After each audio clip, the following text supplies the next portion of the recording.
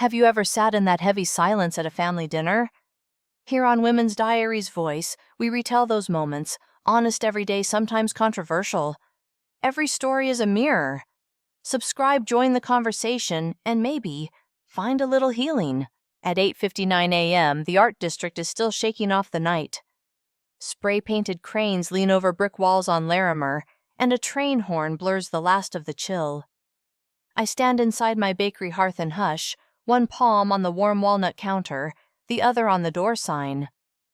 The neon script in the window hums a low pink halo over the glass case where I've lined up pear frangipani tarts, rye, cherry boules, and a tray of cinnamon spirals that shine like lacquered wood. I flip the sign to open and breathe in butter and citrus. The room smells like the inside of a memory. My phone buzzes on the register. Without meaning to, I glance at the screen. A carousel of stories unfurls Reese in a white pantsuit flute of champagne raised on a downtown hotel balcony. Senior Marketing Director, the caption says. Behind her, the skyline throws knives of sunlight. Next story. My mother Patricia camera angled up to catch a silver banner. Next, my brother Jax with an arm around our father Robert. Both in dark suits, both smiling like the city belongs to them. The tag cluster reads, Hatch Team Win, # Promotion Day. I lock the phone and slide it beneath the counter face down. Avery from Foxglove and Fern appears in the doorway with coffee and 2 stems of eucalyptus caught between her fingers like bookmarks. For luck, she says. The bell makes a bright cheap sound like something you'd hear in a bodega, and I love it. Micah's chalking a direction arrow at the corner, she adds, meaning my neighbor across the street at Dock Street Books. I told him to keep it tasteful. I pour her a cup and hand it over. The first customers follow 2 cyclists with windburned cheeks. A woman in scrubs who orders a black coffee and points wordless at the cinnamon spirals. When I was 8, my grandmother Josephine, everyone called her Jo, used to slide a stool to the counter so my elbows could reach the flour. She said, bread was a contract you feed the dough feeds you, and both take patience. Our townhouse kitchen was too small for all that we asked of it, but she made space the way people do in tight places by moving the things that can move and standing firm on the things that can't. She kept her recipe cards' rubber-banded edges soft from decades of touch. My name was penciled along margins where the paper thinned. The bell keeps ringing. I slice a boule and listen to the crust sing as it cools. I tell a guy in a navy ball cap how the rye gets its color. I watch the cash drawer inch forward and back the metal clack steadying me. Every now and then I glance up when a shadow crosses the pink light expecting a familiar silhouette. It doesn't arrive. 3 months ago, I signed the lease on this corner space exposed brick old factory windows, a floor that swells and dips like a tired sea. I sanded trim until my palms pulsed. I learned where the sun lays down in late morning and pushed the cafe tables to meet it. I printed invitations on thick cream stock and wrote my family's names by hand. I have the stub of the gold pen in my apron pocket, as if the right pen could make a name mean more. Their responses were efficient. My mother board meetings that week. We'll see. My father travel calendar unsettled. Proud of your initiative. Jax, in diligence for a deal. Ping me your P&L. Reese left a string of emojis and a go you, which at least sounded like her. I told myself it was fine. Their jobs eat their calendars, not their hearts. I told myself lots of things. By 10:30, a line forms that lasts long enough to force me into a rhythm muscle replacing thought. I box pastries and slide them down the counter with a practice palm tape kissing wax paper. What is that scent, someone asks, chin lifted toward the case. Brown butter in the glaze, I say, and the person nods as if certain now that they've chosen well. Luz Chavez from the River North Chronicle pops in with a notebook and a camera that looks older than both of us. She sketches details tile pattern the way the light makes the sugar halos on the spirals and promises a small feature. She buys a rye cherry loaf for her mother and says she'll be back. There are gaps between the rushes between the bell rings when the room grows so quiet the espresso machine's exhale feels like a person leaving. I wipe a clean counter. I arrange forks already straight. I take a photo of the case and send it to the family thread with a simple line. All set. Would love to see you. The message posts pale blue, then sits. At noon, the hotel balcony appears again. A photographer with a drone has framed Reese against blue. Robert is mid-toast, hand in the air, that law firm cadence in his shoulders. Patricia is off to the side, making sure the banner doesn't curl. Jax has flown in from San Francisco and is wearing the same grin he wore when his fund announced a new round. The caption, "The whole family showed up." My thumb hovers over the screen until I catch my own reflection flower on my cheekbone, a hairnet line at my temple, and I put the phone away. Avery returns with a small vase from her shop stuffed with quick green and 2 coral ranunculus that look like spun silk. She sets it near the register. "You're doing it," she says, not in the glossy way people say you've got this, when they don't know a thing, but with the blunt steadiness of someone who would help move a fridge. Through the window, I see Micah kneel to finish a chalk arrow on the sidewalk hearth and hush, in neat block letters, then tip an imaginary cap at the door. Afternoon thins. The tray that was a mountain of spirals is a hill, then a suggestion. The card reader beeps in the polite way machines in public places are taught to be polite. I drink coffee gone tepid. I count change. I do the math I promised myself I wouldn't do. It's not a bad day. It's not the day I'd drawn in my head. At 6:45, 15 minutes before close, the bell stays quiet. I lock the register and sweep flour into my palm. The city light tilts from bright to brass. The phone under the counter trembles. I pick it up expecting nothing. An email banner blooms across the screen. Invitation Family Business Review. Tomorrow, 7:30 a.m., location, Hearth and Hush. The note field holds 2 sentences. "We need to discuss the bakery. Please accept." A text follows from my father as if the calendar needed a chaperone. "We need to discuss the bakery." I turn the sign to closed. The room exhales. On the back bar, the rolling pin I bought at an estate sale maple worn to velvet rests on a linen runner. Through the window, the mural across the street glows in the last light, a swan swallowing a moon. I stack the cake stands, one inside the other. I set the vase Avery brought in the deepest part of the counter's shadow so the flowers will last. My phone blinks once in my palm. I slip it into my apron and click the lights one by one until the glass holds only the neon halo and my shape in it small and centered. The pink script humming Hearth and Hush. At 6:55 a.m., the street outside still holds the blue of night. I prop the door and carry in sacks of flour that dust my forearms to the elbow. The ovens wake with a click and a low, steady breath.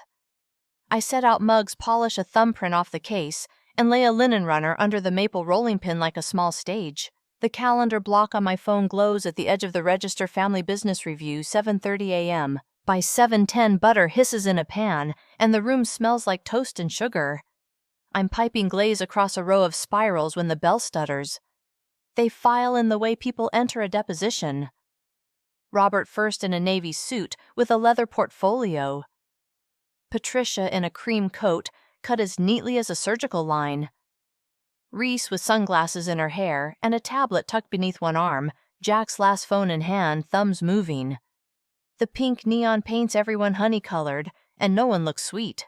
"Good morning," I say, and the heat from the ovens pushes my voice toward the ceiling. Robert nods in the way that means start.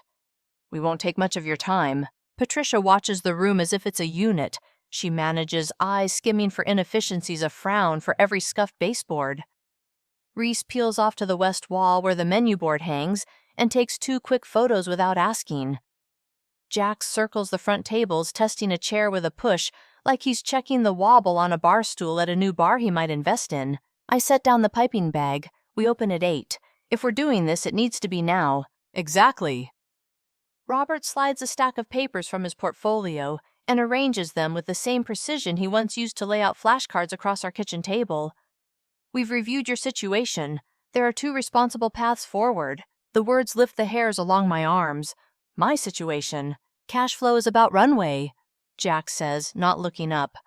"I pulled some comps boutique food retail in this corridor. See soft mornings, spiky weekends high, spoilage risk. Your CAC is essentially walk-by traffic. Your LTV depends on conversion to ritual. That conversion is unlikely to reach sustainable levels given your current throughput. Patricia finishes smoothly. We saw yesterday's geotags. You weren't here yesterday, I say. The sentence lands between us like a dropped pan. Reese touches the edge of the case and keeps her eyes down. We were committed to a balcony and a banner, I say. Robert steeples his fingers. It's the pose he takes when he intends to be both kind and immovable. Let's stay productive. Option 1, we engage a commercial broker. I've pre-cleared a listing with a specialist who handles restaurant assets. With minimal losses, you can unwind this lease and recoup a meaningful portion of your sunk costs. He slides a pre-filled listing agreement toward me. My name is printed where signatures go. The space reserved for owner glares in small gray type. Patricia lifts a manila folder lined with colored tabs. Option 2, you pivot to a credential that matches your aptitude. I've spoken to 2 MBA programs with late admit flexibility. Your undergrad record and this venture framed properly would present as entrepreneurial rigor. I drafted your personal statement to emphasize systems thinking and resilience. Jack scrolls, and then finally looks up at me as if remembering I have a face. A Froyo franchise on this corner would print by the way. The brand we like provides build-out support and has a strong loyalty app. If you insist on staying in food, let's at least pick a model with scale. Scale. Loyalty. Print. I glance at the spirals cooling in their tray, each one slightly different, a fingerprint of dough and heat. Yesterday I say I sent you all a picture at 9 o'clock with the case full and the sign turned. You didn't even text back. Patricia draws in a breath. Harper, darling. Please don't darling me right now. The bell jiggles. A woman in scrubs leans in, sees the suits, and hesitates. We're not open just yet, I call, and she nods, smiling fingers already counting change in her pocket. The bell closes behind her with an apologetic clink. Reese speaks without looking at me. We talked. The family. Tuesday night. She taps her tablet screen twice.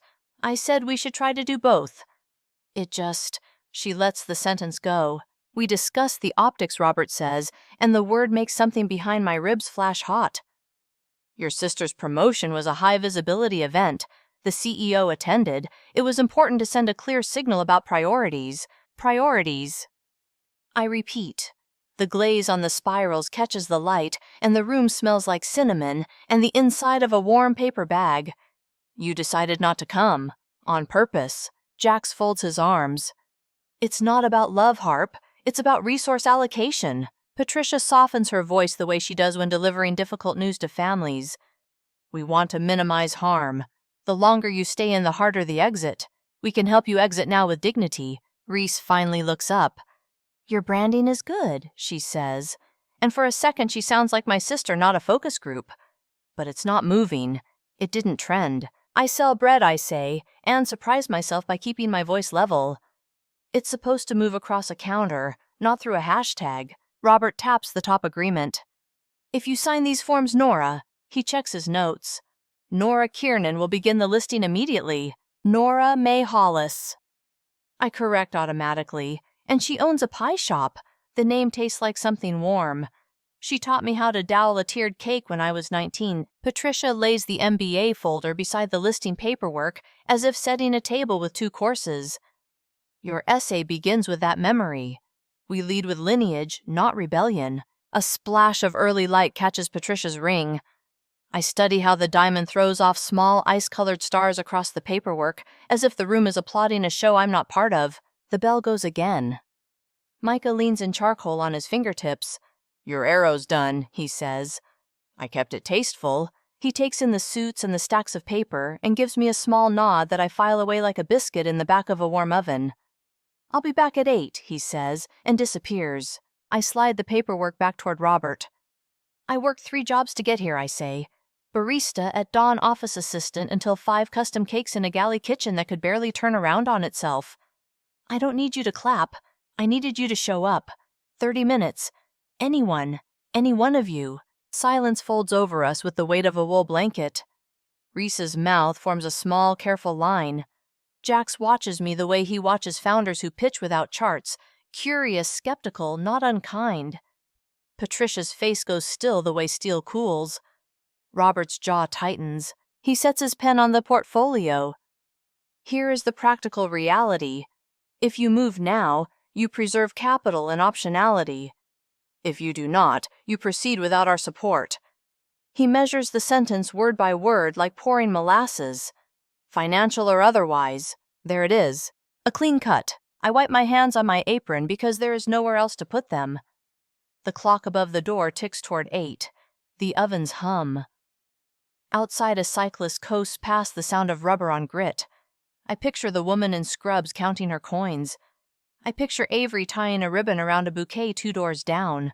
Okay, I say. Patricia smiles relieved. Good. Not okay. I'll sign, I say. Okay? I heard you. I pick up the listing agreement and the MBA packet and lay them side by side as neatly as he had, then touch both with my fingertips. No. Robert blinks once slow. He is a man who specializes in momentum, and now he has none. Harper, be reasonable. I am being reasonable. I need to prep before opening. Reese's eyes glint wet and quick. Harper, please. You can stay for coffee when we open. I reach for the switch that brightens the case, and the pastries glow like polished stone. I set cups on saucers and align the handles at the same angle. My hands are steady. But the meeting is over. Jax exhales through his nose and looks at Robert. We tried, he says quietly, which is as much apology as he knows how to offer. Patricia lifts the MBA folder back into her bag, letters peeking out like folded wings. When you're ready, she says, this is still sensible. Robert gathers the agreements. This is not final. He flattens a corner with his thumbnail, as if the problem here is a curl of paper. The world will not bend because you prefer it to. The door, I say, and hear how even my voice sounds. Please. They stand. The bell givers a bright, unembarrassed jingle as the door opens. Robert pauses with one hand on the handle back, half turned. We love you, he says, and he means it, which is the hardest part. We will not fund error. They step into the early traffic. Reese lingers just long enough to touch the case with one finger, the way you touch a window when something you want is on the other side. Jax looks at the chalk arrow on the sidewalk and smirks in spite of himself.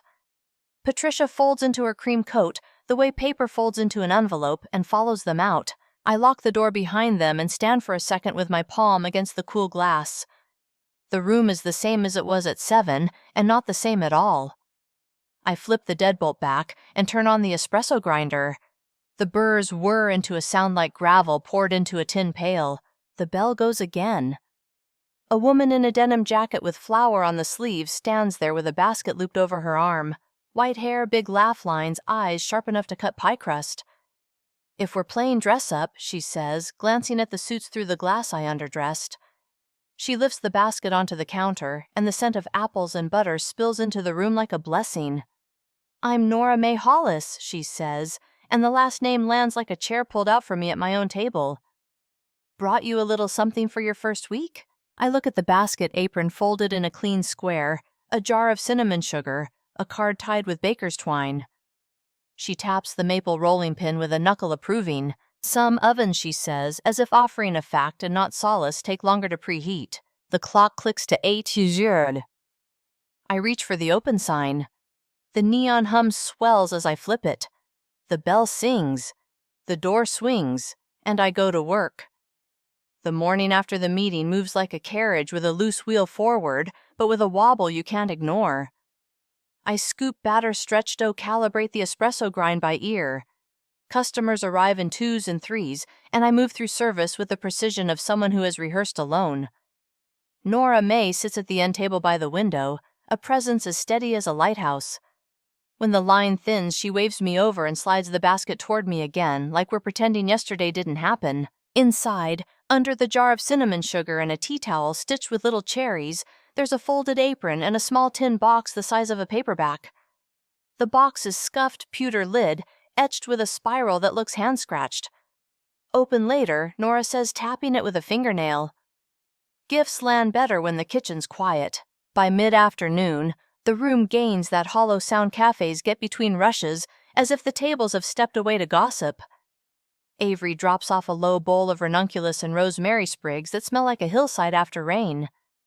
Micah leans a hand-lettered card in the window. Books plus bread, plus blooms, his serif, neat as a hymn. They don't mention the suits or the paperwork. They talk about a street violinist who sometimes plays by the freight tracks and the muralist who paints during lunch breaks because his night shift starts at 6. Business hums, then stutters, then steadies. I taste the glaze too often and leave my spoon in the sink like a flag. The spirals look fine. The crumbs as open as it should be. A regular in a denim jacket says, "Not as buttery as Tuesday," and the comment slides under my apron like a draft. It's not that the work falters.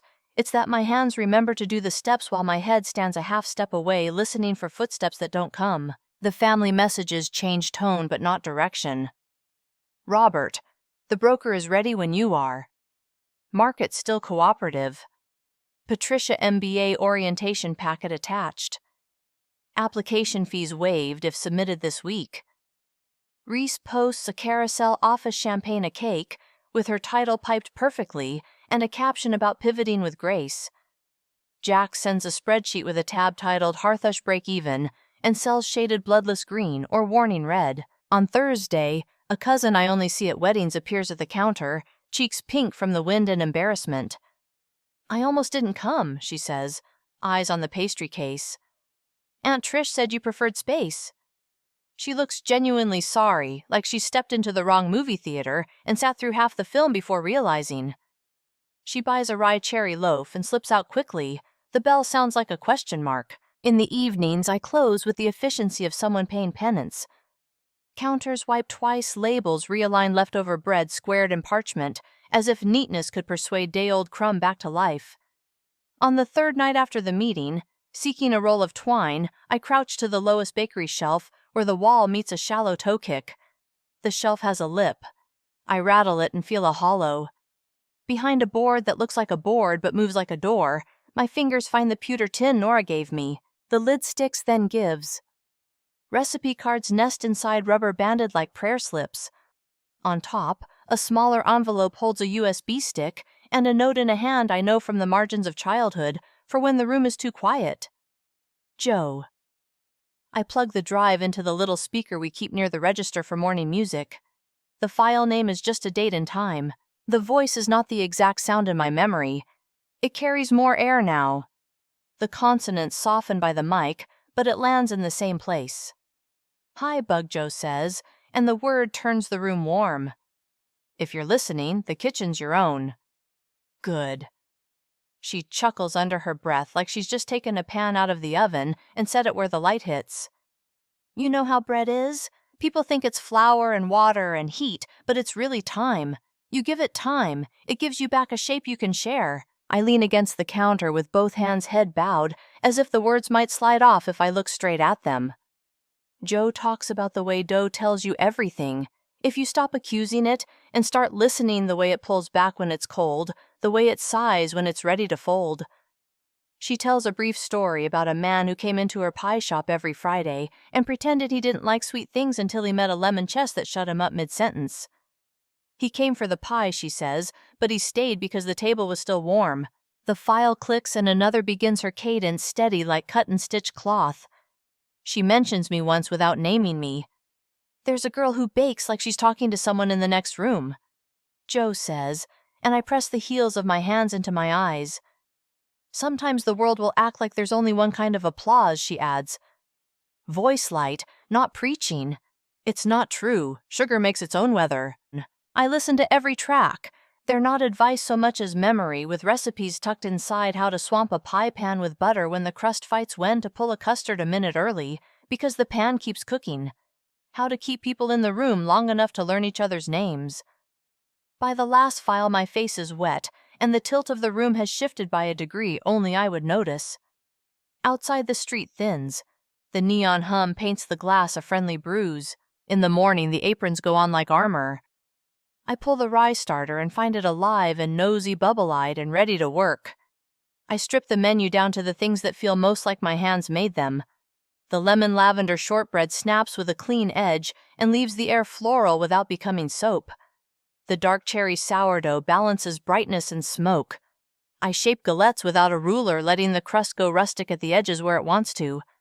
The spirals get a small change, a breath of rosemary, and the brown butter glaze a whisper, not a speech. Avery tastes a shortbread, shuts her eyes, and sets her fingers on the counter like she's steadying a boat. "There you are," she says. Micah eats his galette, standing up, and tears a paper napkin into a flowering mess. "This is a book people will reread," he says, because he can't help himself. They'll come back for this sentence. We stop pretending there isn't a hole where a kind of family was supposed to be and let the room fill with what we have. Luz Chavez returns to ask about the rosemary notebook open and hair escaping its barrette. She walks me through 3 photos, none posed, the light doing exactly what it wants, a smear of glaze mid-air. A hand hovering over a boule like a benediction. A man reading in the corner with crumbs on his sleeve. Readers care about the feeling of a place, she says. They'll find you if they can feel it. The days stop wobbling. They don't sprint, they hold pace. A woman in scrubs becomes a name, Talitha. The cyclist with the windburned cheeks orders 2 of everything and says he's training for a century ride because grief runs faster than the body unless you tire it. A kid with a backpack the size of his torso comes in for a spiral and sits on his hands to keep from touching the glass. At close on a slow Wednesday, Nora appears like she's been in the next room and not in her own shop across town. She lifts a spiral, sniffs, and nods approval at the rosemary. "You found the tin," she says, and accepts a coffee like a person accepts a coat in rain. She tells me how the first pie shop survived the first winter, how she swapped pies for plumbing work, how a musician played for tip jars and a slice. None of it is advice. All of it is a hand on a shoulder. We don't say anything about the family messages that keep blinking. I mute the thread without deleting it, a truce I can hold without ceremony. On the corkboard by the back door, I pin Joe's recipe card for cinnamon apple filling and copy her looping J into the corner of a label, Joe's secret spiral. I print the sign small and tuck it into the case beside the tray like a note slipped into a pocket. The first customer to notice reads the card aloud and buys 3 without asking the price. The neighborhood's rhythm begins to show itself. On Fridays, the gallery down the block opens its bay door and metal racks roll out paintings like bread cooling on a sill. A tattoo shop 2 streets over sets up a table with temporary designs, snakes coiled into treble clefs, lemons with leaves still attached. The freight train cries in the early evenings, long and low, a sound that seems at once industrial and tender, as if steel could hum. Inside the shop, I adjust not to an idea of success, but to the daily habit of heat and timing.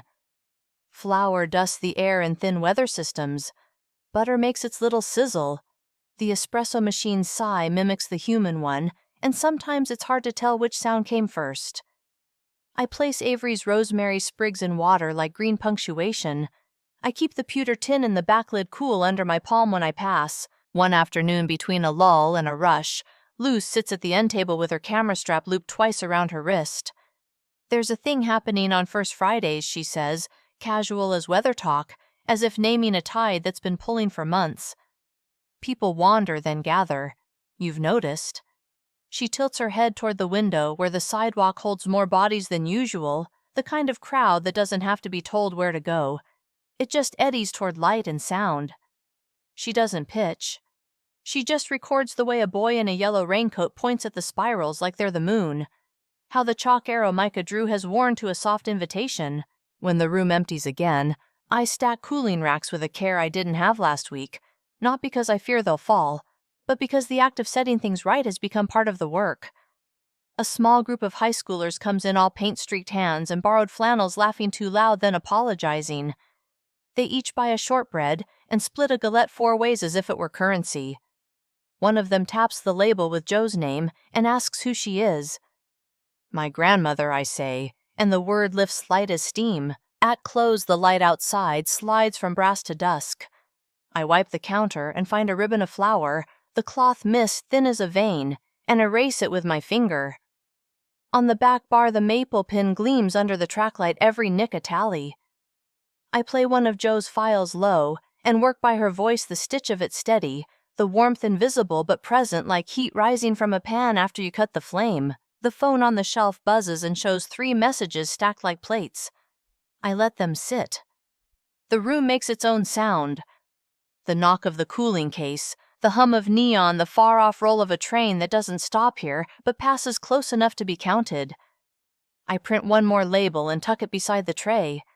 The rosemary in the glaze gives off a grassy little ghost of smell.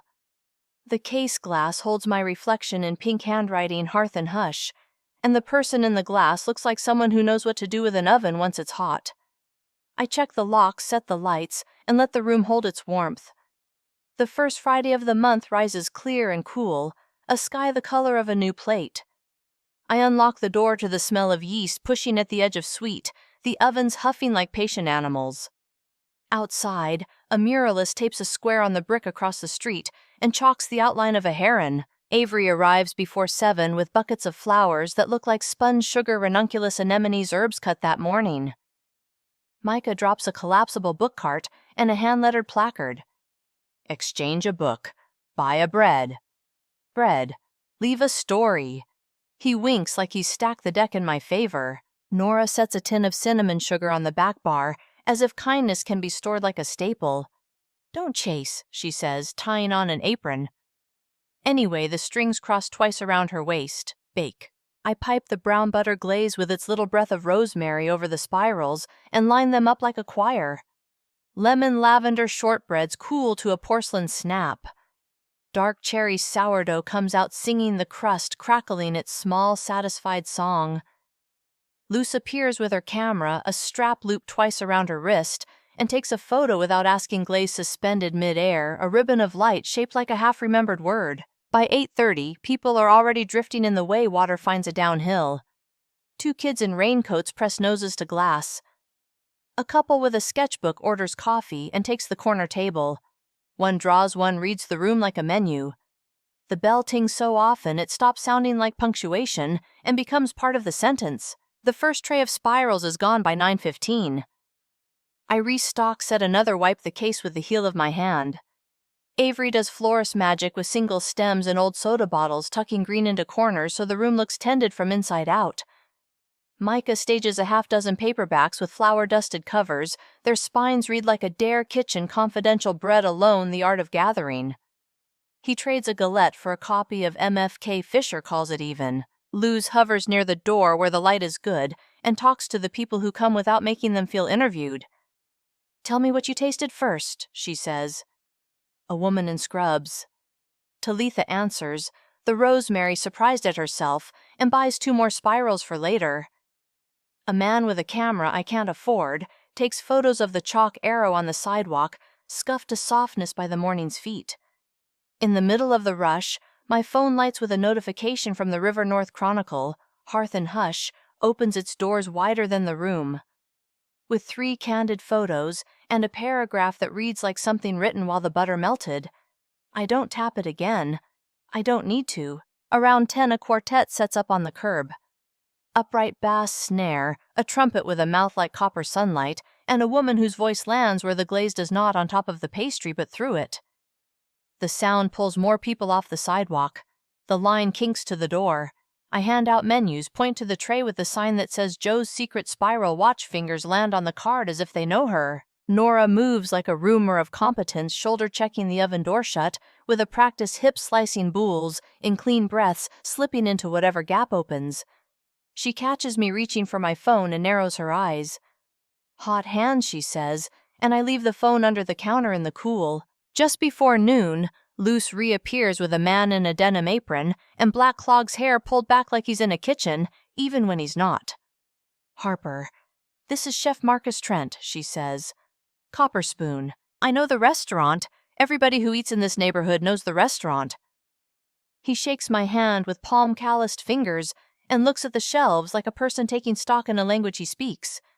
He buys a sourdough, then breaks it open on the counter without ceremony, steam rising like a small weather system. He tastes eyes gone inward for half a second, then nods. We've been looking to move bread in-house, but the day only has so many hours, he says. Your rye has backbone. The cherry is smart. He tears another piece chews. Are you open to supplying a small weekly order bread program, a couple of desserts to start? We can do pickup or van. 2 customers behind him clap before they remember where they are. I take a breath, paint it thin over my face, and tell him yes, in the calm voice people use when they don't want to scare a deer. He asks for my email. Luz slides a pen across the counter, and a receipt pad becomes a contract in pencil quantities, days a price that doesn't insult either of us. The second tray of spirals vanishes mid-afternoon. The third goes quicker. Avery ties a bundle of rosemary to the case handle like a charm. A cyclist in a red jersey sends a photo of his slice to a group chat, and 3 more cyclists wheel in and order the same. Someone posts line around the block at Hearth and Hush rosemary glaze, yes. A teacher I don't know by name but recognize from mornings buys a dozen shortbreads in a paper sleeve and says faculty meeting like a confession. When the sun folds itself lower on the brick, a woman in a charcoal blazer steps through the door, steady shoes, lanyard, badge flipped backward. She watches people take bites, watches how the room holds them, then introduces herself. City, small business development, neighborhood, revitalization program. We're highlighting collaborative corridors, she says, card between 2 fingers, not pushy. Local supply chains, shared foot traffic the way you're doing this. She points with her chin at the flowers, the book cart, the quartet out front. There's a micro grant we administer. I'd like you to apply. Her hand is warm when it closes over mine. She buys 2 spirals and a rye cherry loaf and leaves the card on the register as if it could anchor itself there. By 4 o'clock, the case is almost bare, 2 galettes with imperfect edges, a heel of bread, a small regiment of shortbread standing at attention. I set a sign in the empty space. More coming, but it's a lie we all forgive. People don't complain.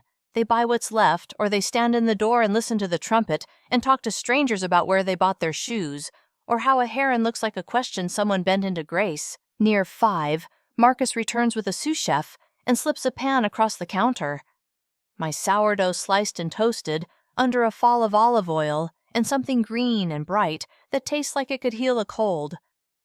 Proof of concept, he says, because kitchen language is math spoken hot. He leaves with a handshake and a stack of paper bags cradled like loaves in his arms. When the band packs up, every surface holds the day's fingerprints, the ghost of a coffee ring, a thumbprint in flour, a rosemary leaf clinging to the cash tray. The muralist across the street has turned his chalk heron into a painted one. Its beak points toward the bakery door, as if that's where the water is. Micah carts his books back across the street in 2 trips and leaves one on a table with a note inside for the counter at closing. Avery sweeps a constellation of petals into her palm and tips them into the trash with a tenderness that makes the action feel ceremonial. I count the till run tape stack empty trays. Nora sits on a stool with her knees tucked up and eats the very last spiral, tearing it in halves so it lasts longer, like a person saving the good part of a story for the end. Not bad for a corner with soft mornings, she says. I laugh before I can stop myself. The phone under the counter lights the underside of the wood. I turn it over. Messages shoulder each other on the lock screen. A text from Luce with a link to the feature. The headline hovers like a hand above water.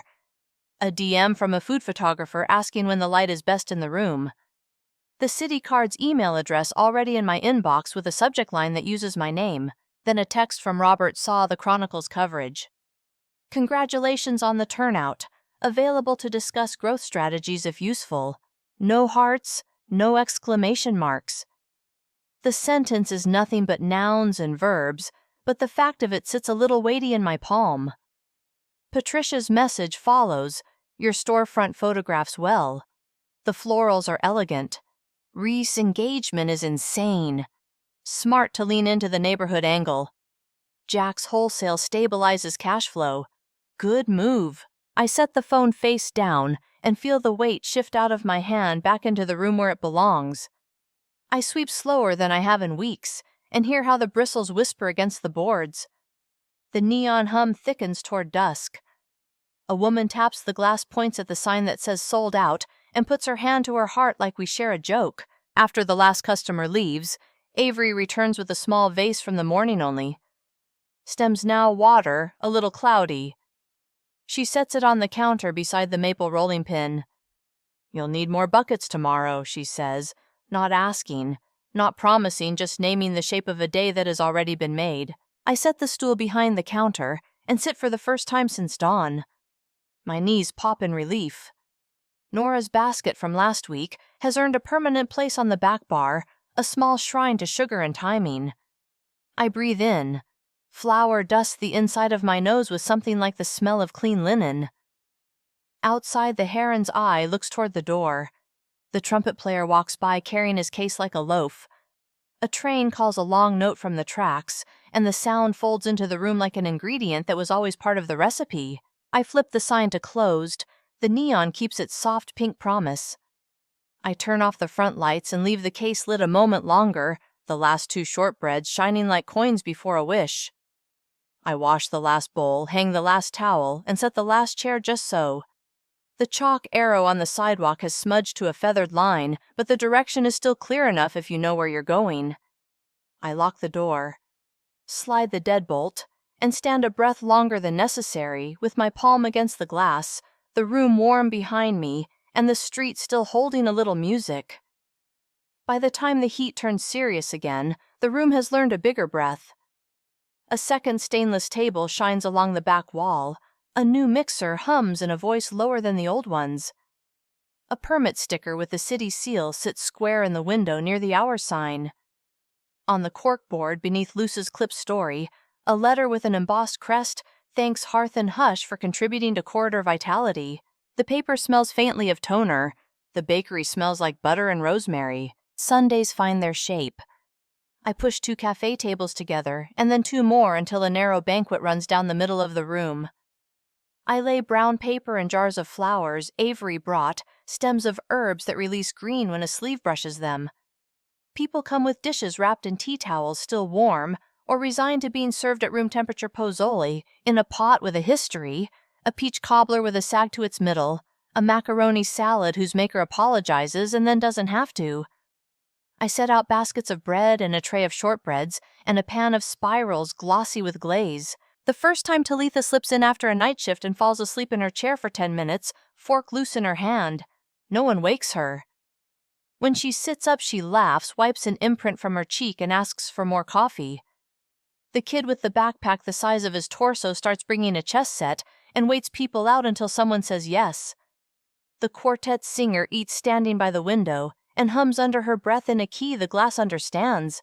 I make a corner under the back shelf with a photo of Joe, late 40s, apron strings tied with a careless knot, eyes doing the thing where they smile first. I stack 3 of her cookbooks and leave a small pile of cards with her cramped script. The flour smudge is still there, fingerprints you can't wash out. A magnet holds a library slip with borrow return or copy written in Micah's hand. People leaf through and talk like they've stepped into a different room inside this one.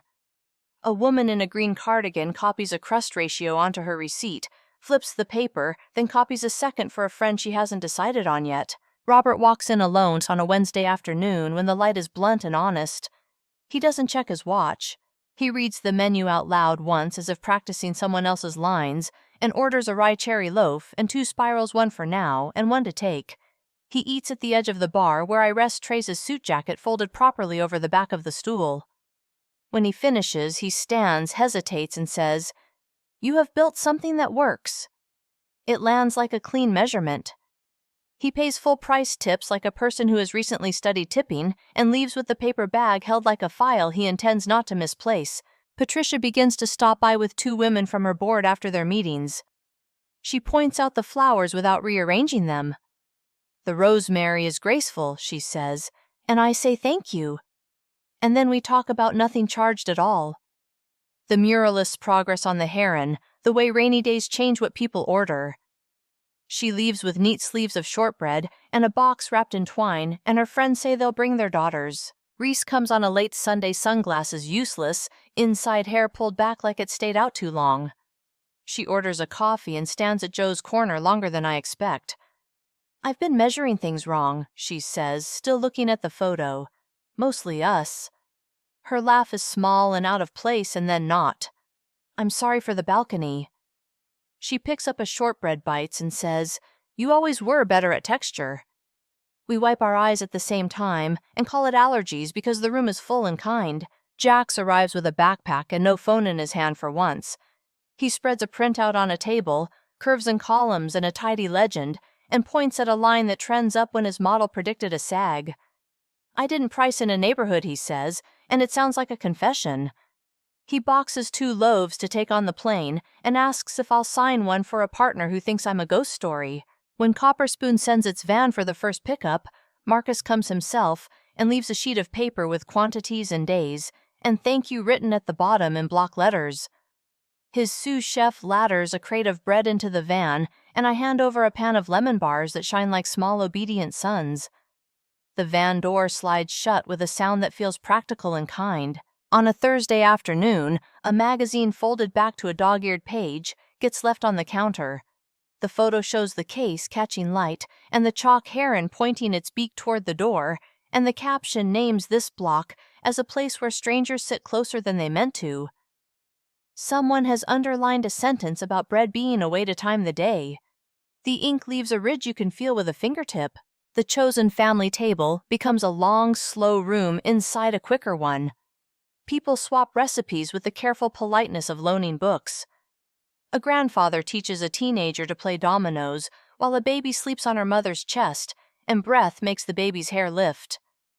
Nora sits with her ankles crossed and eats a spiral in quarters, telling a story about the time the oven misread the clock and a wedding cake arrived on time anyway because 3 neighbors showed up with their own mixers and rolled their sleeves. Sometimes I catch my reflection in the case forearms dusted in flour, a line of heat written on my cheek, and it looks like someone I know. Avery's flowers lean toward the door. Micah's book cart squeaks with a noise that has become part of the bakery's inventory. Luce's camera clicks from the threshold, then again, then stops the sound more punctuation than headline. Evenings end warm. The long table gets cleared and wiped and cleared again. Leftovers get divided without ceremony. The heron across the street keeps watch with a look that could be read as approval if you were inclined. I flip the sign to closed. The neon holds steady. The room keeps a little of the day in its walls. The heat, the flour, the talk like a loaf cooling well past the time anyone intended to slice it. I set the maple pin on the linen runner and touch the pewter tin when I pass the etched spiral, catching the pad of my thumb. The bell gives its bright, cheap sound when the last friend steps through, and the door settles back into its frame. The ovens go quiet. The pink halo hums over the glass case, and the shape in the window is mine. Thank you so much for listening to today's story. If this story resonated with you or made you reflect, I'd love to hear your thoughts, so feel free to share them in the comments below. And don't forget to like, subscribe, and hit the notification bell so you won't miss the next story. I'll see you next time as we continue exploring more journeys and lessons together.